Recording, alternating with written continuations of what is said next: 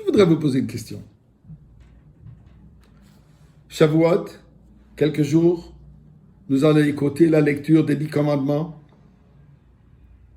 la révélation de Sinaï. On va chercher dans le Chumash où ça se trouve. Eh bien, mes amis, c'est dans la paracha de Yitro. Yitro. Qui était Yitro?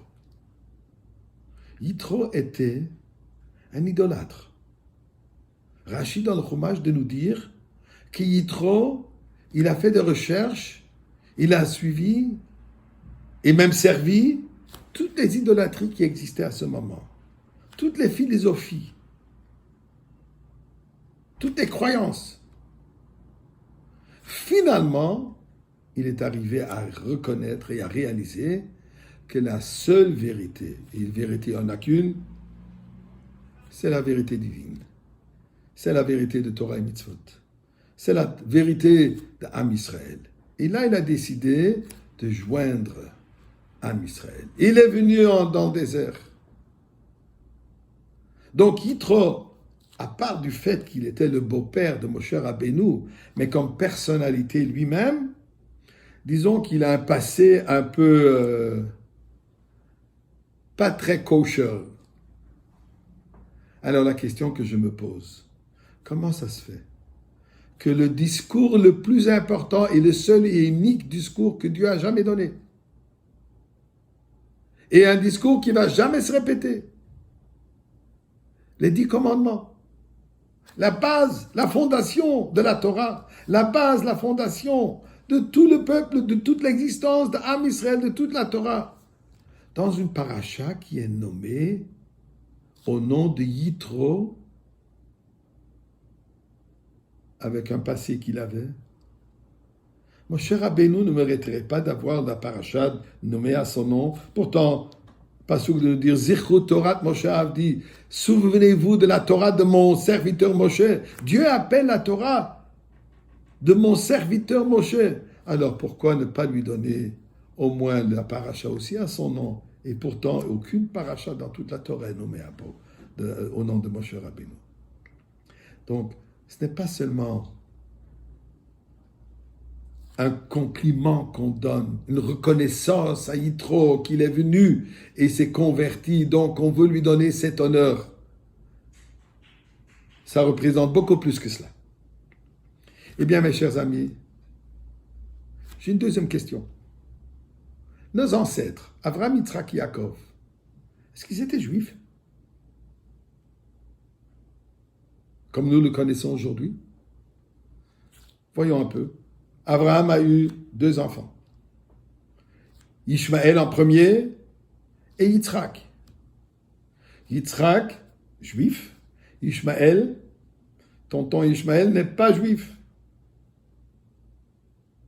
Yitzhak, prochaine génération. Maintenant, Yitzhak est déjà marié avec Rivka. De la même mère, il a des jumeaux. Yaakov et Esav. Yaakov, notre patriarche absolu, Prira Avot, le choisi parmi nos patriarches. Esav, jusqu'à date, nous sommes en exil chez Esav Edom. Certainement pas juif. Qu'est-ce qui se passe? Un enfant juif, l'autre pas juif. Un fils juif, l'autre fils pas juif. Même venant de la même mère. La réponse, ils n'étaient pas juifs tels que nous le connaissons aujourd'hui. À ce moment, leur judaïté, si je peux le dire de cette manière, était un choix. Ils ont choisi de vivre dans l'enseignement d'Abraham Avinu. Ceux qui ont choisi de suivre ont suivi. Ceux qui ont choisi de ne pas faire part de cette nouvelle mode de vie ne l'étaient pas. Ce n'était pas donc une identité, c'était une conviction personnelle, c'était un mode de vie personnel que celui qui l'a accepté, celui qui ne l'a pas accepté, l'a pas accepté. Au moment de Mont Sinaï, quand nous sommes venus au Mont Sinaï, et nous nous sommes engagés vers Akadosh Baruch Hu en disant « Naaseh v'nishma » je m'engage, je vais faire.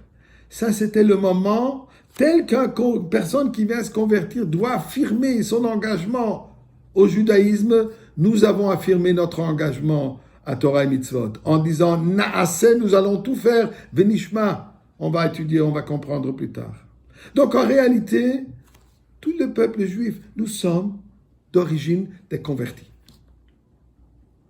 Mais une conversion sérieuse, une conversion avec un engagement et une soumission totale à la volonté de Dieu.